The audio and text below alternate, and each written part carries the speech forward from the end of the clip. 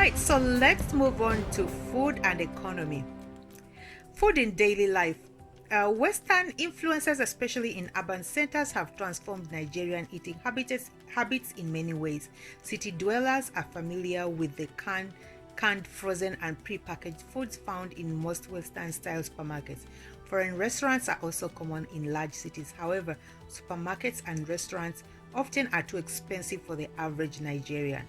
Thus, only the wealth can afford to eat like Westerners. Most urban Nigerians seem to combine traditional cuisine with a little of Western-style foods and conveniences. Rural Nigerians tend to stick more to traditional foods and preparation techniques. Food in Nigeria is traditionally eaten by hand. However, with the growing influence of Western culture, forks and spoons are becoming more common even in remote villages where people eat with their hands or utensil. It's considered dirty and rude to eat using the left hand. While the ingredients in traditional plates vary from region to region, most Nigerian cuisines tend to be based around a few staple foods accompanied by stew. In the south, crops such as corn, yams, and sweet potatoes from the base of the diet. These vegetables are often pounded into a thick, sticky dough or paste. This is often served with palm oil-based stew made with chicken, beef, goat, tomato, okra, onions, bitter leaves, or whatever meat and vegetables might be on hand. Fruits such as papaya, pineapples, coconuts, oranges, mangoes, bananas are also very common in the tropical south. In the north, grains such as millet, sorghum, corn are boiled into a porridge-like dish that forms the basis of the diet. This is served with an oil-based soup, usually flavored with onions, okra, and tomatoes. Sometimes meat is included, though among the Hausa, it's often reserved for special occasions. Thanks to the Fulani cattle herders, fresh milk and yogurt are common, even though they may not be refrigeration. Alcohol is very popular in the south, but less so is the north, where there is heavy Islamic influence. Perhaps the most popular form of alcohol is palm wine, a tart alcoholic drink that comes from palm trees. Palm wine is often distributed further to make a stronger gin-like liquor. Nigerian breweries also make several kinds of beer and liquor. Let's move on to the food customs at ceremonial occasions. Food plays a central role in the rituals of virtually all ethnic groups in Nigeria. Special ceremonies would not be complete without participants sharing in a meal. Normally, it is considered rude not to invite guests to share in a meal when they visit. It's even more so if the visitors were invited to attend a special event such as a marriage or a naming ceremony. Let's move on to the basic economy. Until the past decades, Nigeria has been self-sufficient in producing enough food to feed the population. However, as petroleum production and industry began to boom in Nigeria, much of the national resources were concentrated on the new industries at the expense of agriculture. Nigeria, which was previously been a net exporter of agricultural products, soon needed to import vast amounts of food it once was able to produce itself. In the 1960s, Nigeria's economy had been based on oil production. As a leading member of the Organization of Petroleum Exporting Companies, Nigeria has played a major role in influencing the price of oil on the world market. The oil-rich economy led to a major economic boom for Nigeria during the 1970s, transforming the poor African country into the 13th richest country in the world. However, falling oil prices, severe corruption, political instability, and economic mismanagement since then have left Nigeria no better off today than it was at independence. Since the restoration of civilian rule in 1999, Nigeria has begun to make strides in economic reform. While hopes are high for a strong economic transformation, high unemployment, high inflation, and more than a third of the population living under the poverty line indicate it will be a long and difficult road. Oil production has had some long-lasting ethnic consequences as well. While oil is Nigeria's largest industry in terms of output and revenue, oil reserves are found only in the Niger Delta region along the coast. The government has also taken the oil revenues and dispersed them throughout the country. In this way, states not involved in oil production still get a share of the profits. This has led to claims that the minority ethnic groups living in the Delta are being cheated out of the revenue that's rightfully theirs because the larger ethnic groups dominate politics. Sometimes this has led to large-scale violence. More than 50% of Nigeria's population works in the agricultural sector. Most farmers engage in subsistence farming, producing only what they eat themselves or sell locally. Very few agricultural products are produced for export. Let's go to land tenure and property. While the federal government has the legal right to allocate land as it sees fit, land tenure remains largely a local issue. Most locals will honor long-standing hereditary rights to areas of land traditionally claimed by a given family.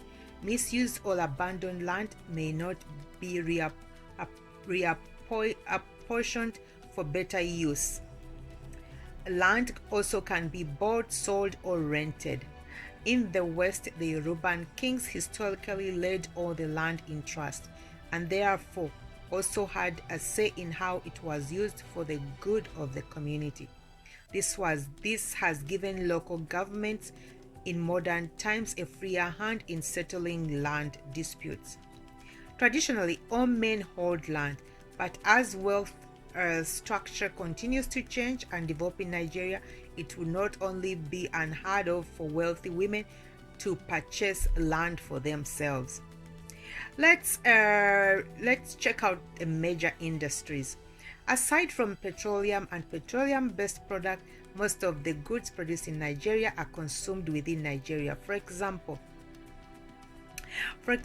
though the textile industry is very strong, nearly all the cloth produced in Nigeria goes to clothing the large Nigerian population. Major agricultural products produced in Nigeria include cocoa, peanuts, palm oil, rice, millet, corn, cassava, yams, rubber, cattle, sheep, goats, pigs, timber, and fish.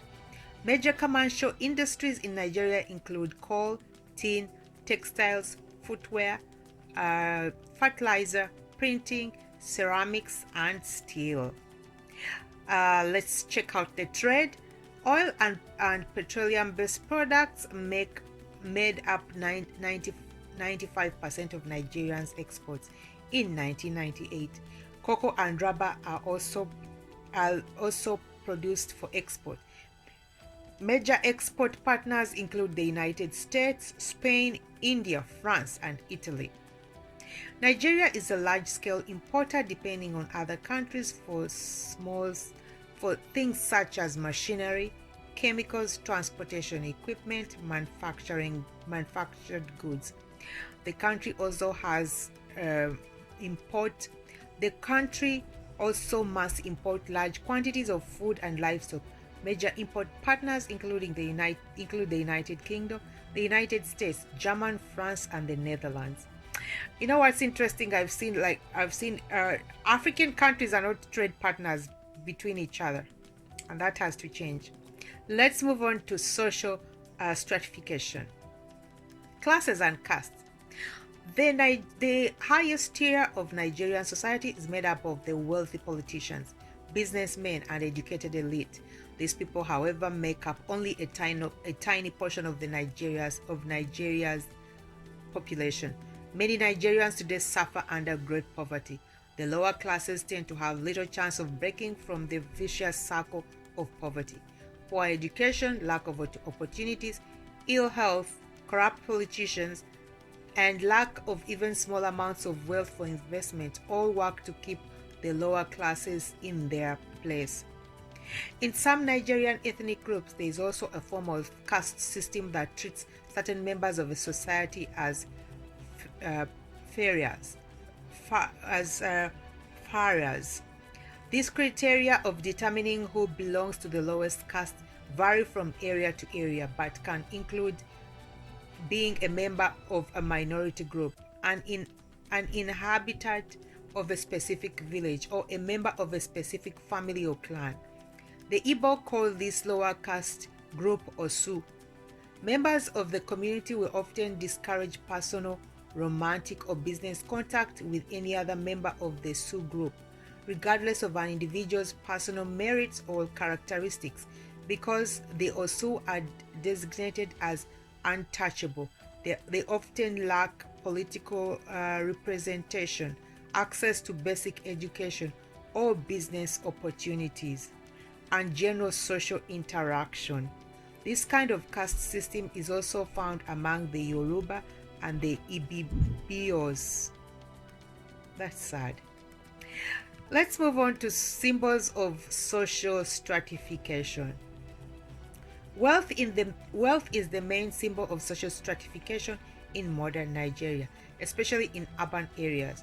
While in the past many ethnic groups held hereditary titles and traditional lineage important, money has become the new marker of power and social status.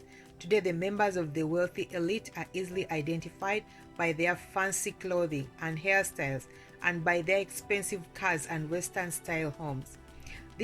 Those in the elite also tend to have as much better command of English, a reflection of higher quality of education they've received. Wealth can also be important in making social boundaries in rural areas. In many ethnic groups, those who have accumulated enough wealth can buy themselves local titles. For example, among the Igbo, a man or woman who has enough money may claim the title of Ozo. For women, one of the requirements to become Ozo is to have enough ivory, coral, and other jewelry for the ceremony. The weight of the jewelry can often exceed 50 pounds. Both men and women who want to claim the title must also finance a feast for their entire community. Wow. Let's move on to the political life. Government. Nigeria is a republic with the president acting as both head of state and head of government. Nigeria has had a long history of coup d'etats, military rule, and dictatorship. However, this pattern was broken on the 29th May 1999 as Nigeria's president at the time, Olusegun Obasanjo, took office following the popular election. Under that current constitution, presidential elections were held every 4 years, with no president serving more than 2 terms in office. The Nigerian legislature consists of 2 houses, a Senate and a House of Representatives. All legislators are elected for a 4-year term. Nigeria's judicial branch is headed by a Supreme Court whose members were appointed by the Provisional Ruling Council, which ruled Nigeria during its recent transition to democracy. All Nigerians over the age of 18 are eligible to vote. Leadership and political officials. A wealthy political elite dominates political life in Nigeria. The relationship between the political elite and the ordinary Nigerians is not unlike that between nobles and commoners. Nigerian leaders, whether as members of military regime or one of Nigeria's short-lived civilian governments, have a history of doing whatever it takes to stay in power and hold on to the wealth that this power has given them. Rural Nigerians tend to accept this noble peasant system of politics. Low levels of education and literacy mean that many people in rural areas are not fully aware of the political process or how to affect it. Their relative isolation from the rest of the country means that many do not even think of politics. There is a common feeling in the rural areas that the average person cannot affect the politics of the country, so there is no reason to try. I think this is a feeling in other African countries as well. Urban Nigerians tend to be much more vocal in their support or opposition of their leaders. Urban problems of housing and employment, healthcare, sanitation, and traffic tend to mobilize people into political action and public displays of dissatisfaction. Political parties were outlawed under the Abacha regime and only came back into being after his death. As of 1999, presidential elections that were three main political parties in Nigeria: the People's Democratic Party, All People's Party, and the Alliance for Democracy Party. The PDP, the People's Democratic Party, is the party of President Obasanjo. It grew out of support for opposition leaders who were imprisoned by the military government in the early 1990s. This party is widely believed to have received heavy financial assistance from the military during the 1990 elections. The APP is led by political parties who have close ties to the Abacha regime.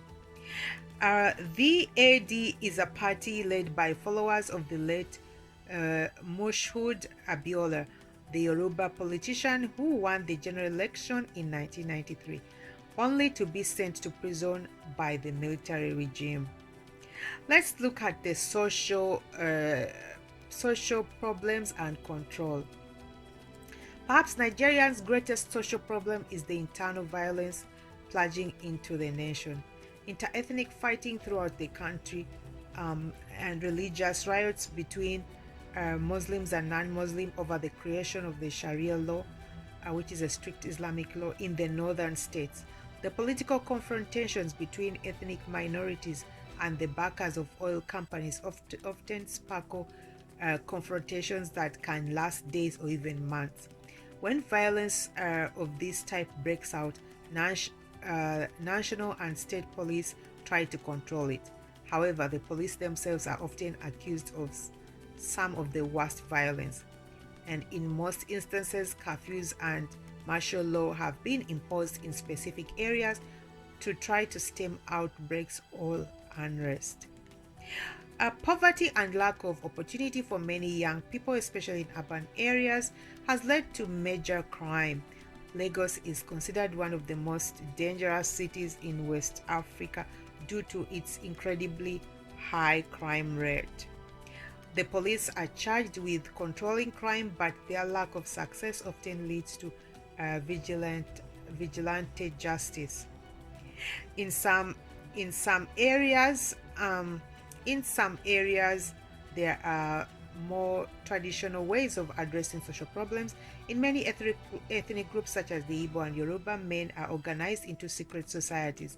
Initiated members of these societies often dress in masks and palm leaves to masquerade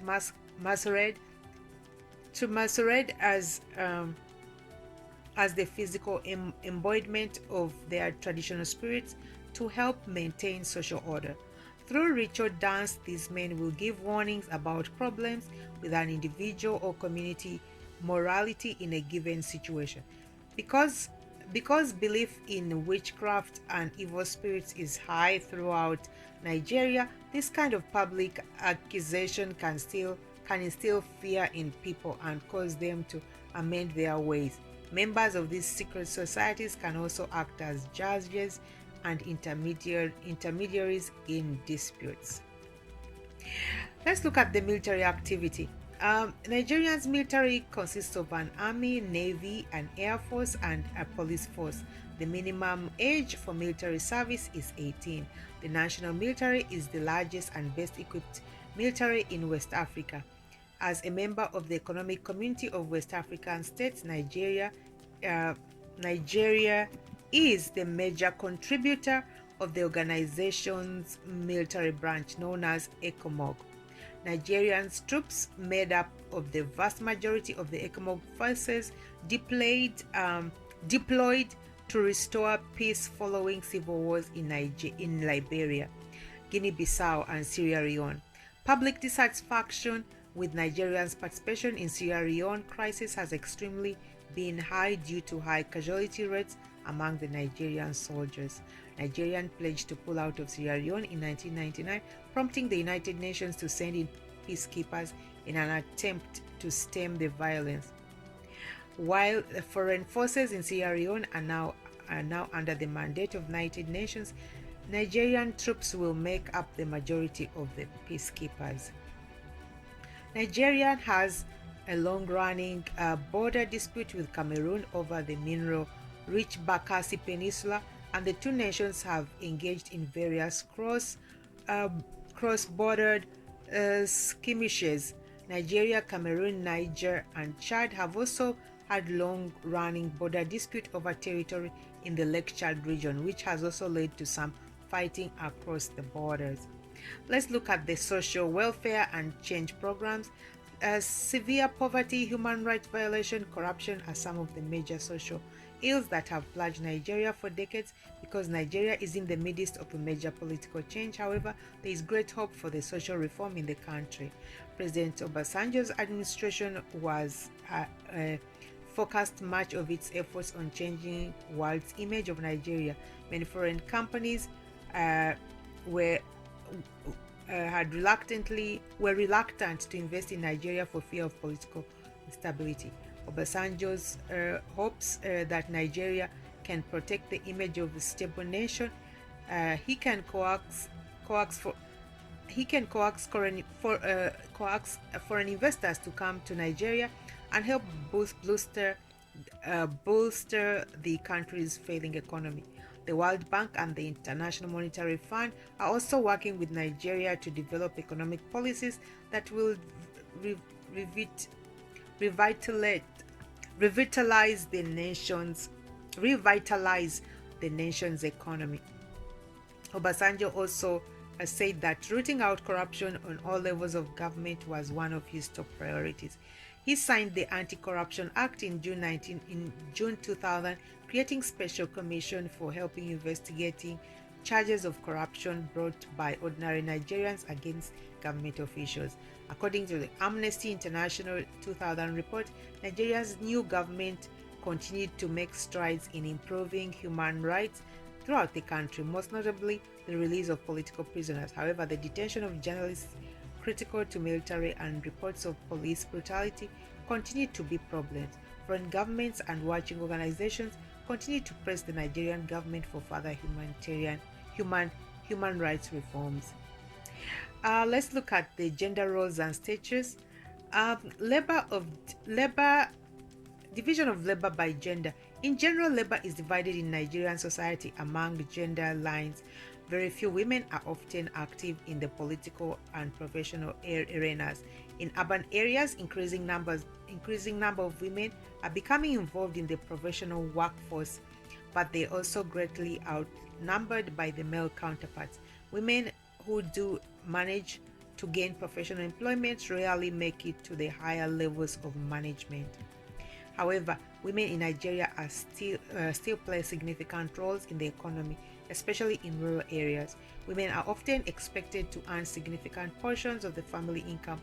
As a rule, men have a little obligation to provide for their wives or children. Therefore, women have traditionally had to farm or sell homemade products for the local markets to ensure that they could feed and clothe their children. The division of labor along gender lines also exists within industries. For example, the kinds of crops that women cultivate differ from those men cultivate. In Igbo society, yams are seen as a men's crop, while bananas and cassava are seen as women's crops. Let's look at the relation status of women and men. Modern Nigerian is a patriarchal society. Men are dominant over women in virtual areas.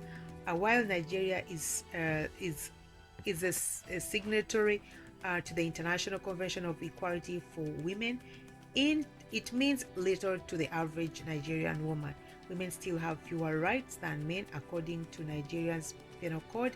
Men have the right to beat their wives as long as they do not cause permanent physical injury. Wives are often seen as little more than possessions and are subject to the rule of their husbands. I hope this has changed as we speak. Moreover, women can exercise influence in most areas. For example, in most ethnic groups, mothers and sisters have great say in their lives, in the lives of their sons and brothers, especially the blood relationship. Respectfully, the blood relationship allows these women certain leeway and influence that a wife does not have. Let's look at the marriage, family, and kinship. Marriage. There are three types of marriage in Nigeria today: religious marriage, civil marriage, and traditional marriage. A Nigerian couple can decide to take part in one of these marriages. Religious marriages, usually Christian or Muslim, are conducted according to the norms of the respective religious teachings and take place in a church or mosque. Christian males are allowed only one wife, while Muslim can take up to 4 wives. Civil official weddings take place in government registry office. Men are allowed only one wife under the civil wedding, regardless of religion. Traditional marriages usually are held at the wife's home and are performed according to the customs of the ethnic group involved. Most ethnic groups traditionally allow more than one wife.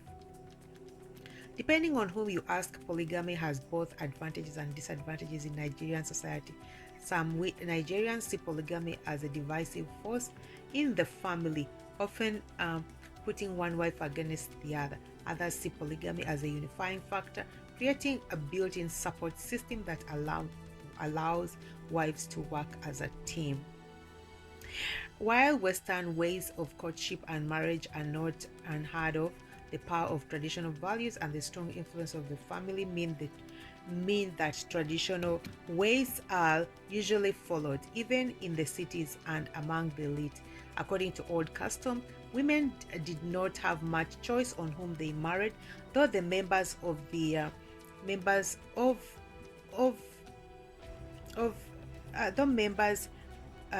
although numbers of arranged marriages are declining. It is also common for women to marry in their teens, often to a much older man, in instances where there are already one or more wives. It is the first wife's responsibility to look after the newest wife and help her integrate into the family. Most Nigerian ethnic groups follow the practice of offering a bride price for an intended wife, unlike a dowry in which women bring something of material value to the marriage. Bride price is some form of compensation the husband must pay before he can marry a wife. Bride price can take the form of money, cattle, wine, or even valued goods paid to the woman's family, but it can also take a more subtle form. Men might contribute money to the education of an intended wife or help to establish her in a small-scale business or agriculture endeavor. This form of bride price is often incorporated as part of the wooing process. While women who leave their husbands will be welcomed back into their families, they often need justification for breaking the marriage. If the husband is seen as having treated the wife well, he can expect to have the bride price repaid. Though customs vary from group to group, traditional weddings are often full of dancing, lively music. There's also lots of excitement and cultural displays. For example, the Yoruba have a practice in which the bride and 2 or 3 other women come out covered from head to toe in white shroud. It's the groom's job to identify his wife from among the shrouded women to show how well he knows his wife. Divorce is quite common in Nigeria. Marriage is more of a social contract made to ensure the continuation of family lines rather than a union based on love and emotional connections. It is not uncommon for a husband and wife to live in separate homes and to be extremely independent of one another. And in most ethnic groups, either the man or woman can end the marriage. If the woman leaves her husband, she can be taken as a second or third wife by another man. If this is the case, the new husband is responsible for repaying the bride price to the former husband. Children of a divorced woman are normally accepted into the new family as well without any problems. The domestic unit. The majority of Nigerian families are very large by Western standards. Many Nigerian men take more than one wife. In some ethnic groups, the greater the number of children, the greater a man's standing in the eyes of his peers. Family units of 10 or more are not uncommon. In a polygamous family, each wife is responsible for feeding and caring for her children, though the wives often help each other where needed. The wives also will take turns feeding their husbands so that the cost of his food is spread equally between all among the wives. Husbands are often the authority figures in the household, and many are not used to the idea of wishes being challenged. In most Nigerian cultures, the father has his crops to tend to while the wives will have their own jobs. Whether they be tending the family garden, processing palm oil, or selling vegetables in the local market, children may attend school when they return home. The older boys will help their father with work, while the girls and younger boys will go to their mothers. Let's move on to inheritance. For many Nigerian ethnic groups such as the Hausa and the Igbo, inheritance is basically a male affair. Though women have legal right to inheritance in Nigeria, they often receive nothing. This is a reflection of the forced economic independence many women live under. While husbands are alive, wives are often responsible for providing for themselves and their children. Little changes economically after the death of the husband. Property and wealth are usually passed on to the sons if they are old enough, or the other male relatives, such as the brothers or uncles.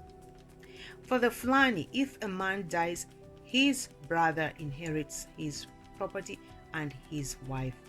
The wife usually returns to live with the family, but she may move in with her husband's brother and become his wife. Kin groups. While men dominate Igbo society, women play a major important role in the kins. In Igbos, women play an important role in kinship. All Igbo men and women have closer ties to their mother's clan, which usually lives in a different village. When the Igbo dies, the body is usually sent back to his mother's village to be buried with his mother's kin. If an Igbo is disgraced or cast out of this community, his mother's kin will often take him. For the Hausa, however, there is much more of a sense of wide-ranging kinship. Hausa society is based on the nuclear family. There is a sense of larger extended family, including married siblings and their families, but there is little kinship beyond that. However, the idea of blood being thicker than water is very strong in Hausa society. For this reason, many Hausas would try to stretch familial relationships to the broader idea of clan or tribe to diffuse tensions between and among neighbors. Let's move on to socialization. Infant care. Newborns in Nigerian societies are regarded with pride. They represent a community and family's future and often are the main reason for many marriages. Throughout Nigeria, the bond between mother and child is very strong. During the first few years of a child's life, the mother is never far away. Nigerian women place great importance on breastfeeding and the bond that it creates between mother and child. Children are often not weaned off the mother's milk until they are toddlers. Children who are too young to walk or get around their own are carried on their mother's backs, secured by a broad cloth that's tied around the babies and fastened by their mother's breast. Women will often carry children on their backs while they perform their daily chores or work in the field. Let's look at the child rearing and education. When children reach the age of about 4 or 5, they're often expected to start performing or share household duties.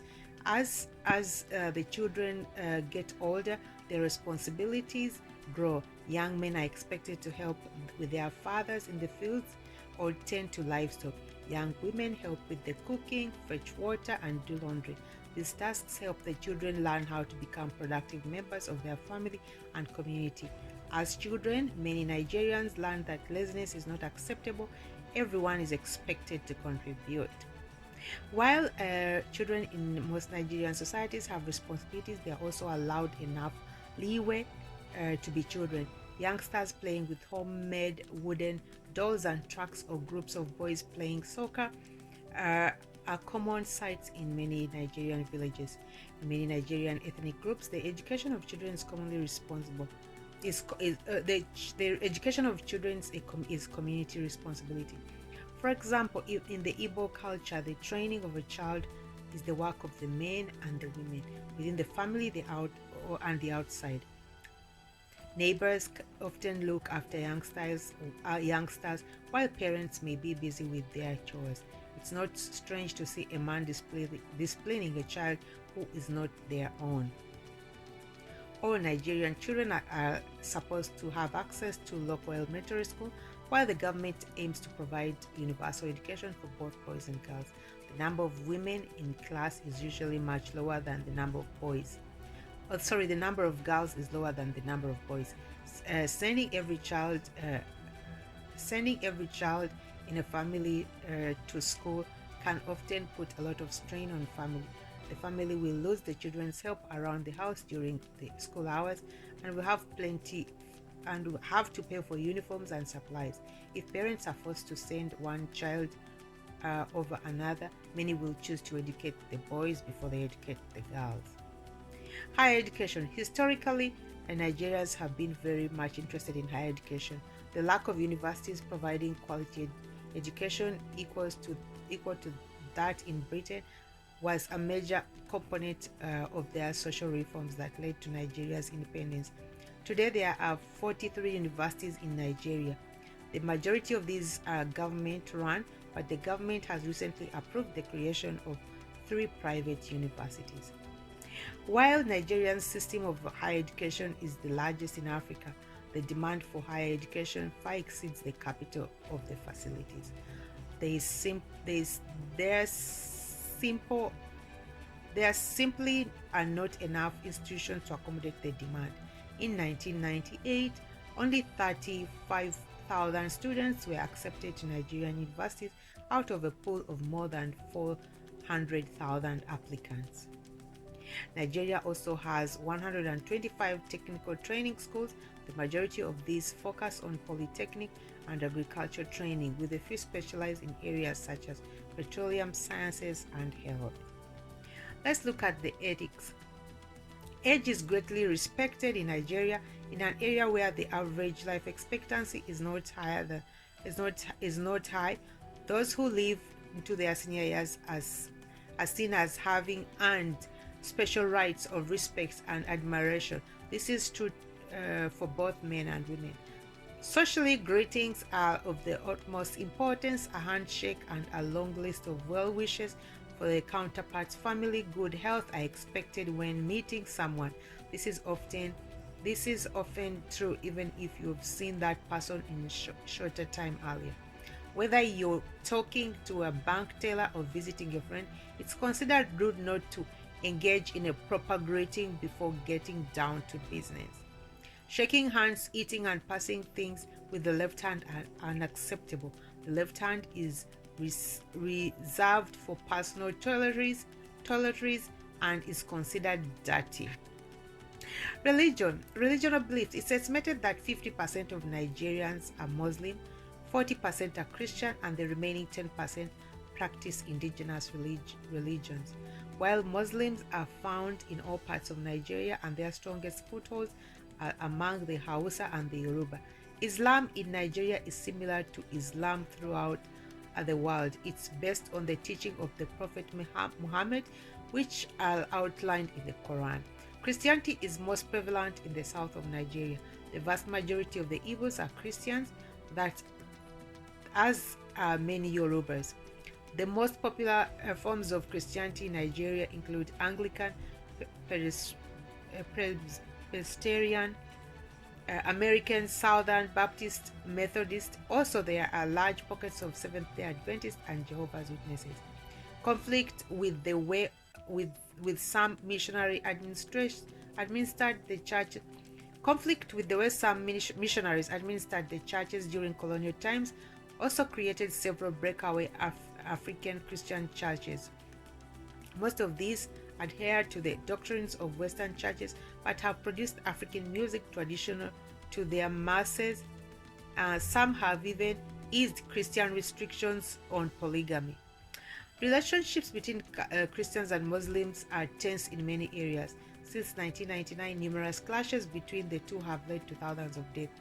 The northern city of Kaduna has been the flashpoint for many of these riots, as local leaders discussed whether to institute Sharia law in the region.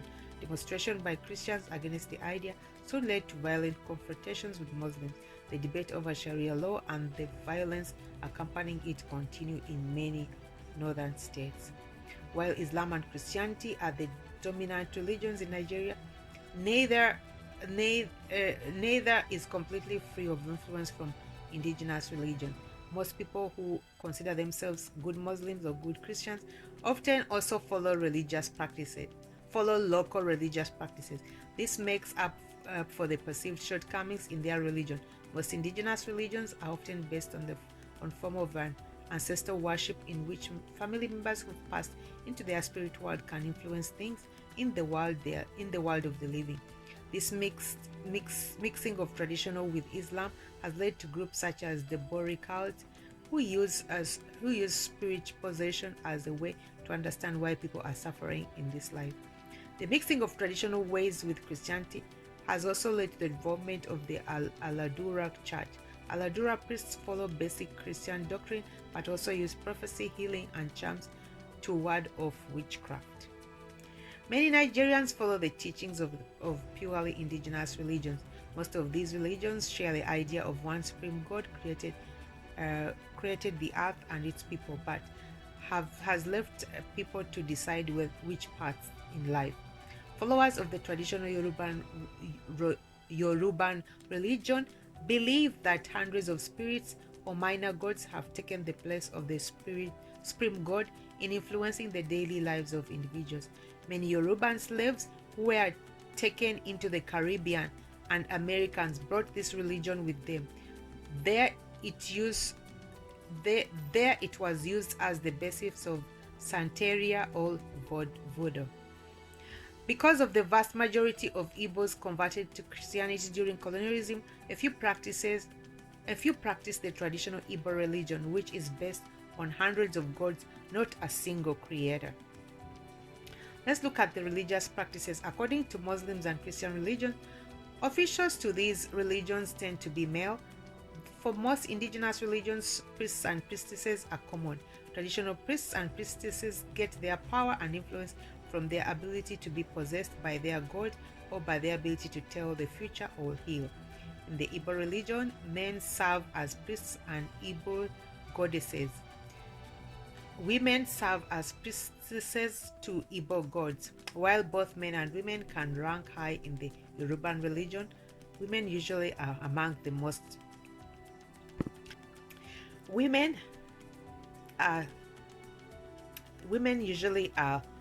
most respected of traditional priests.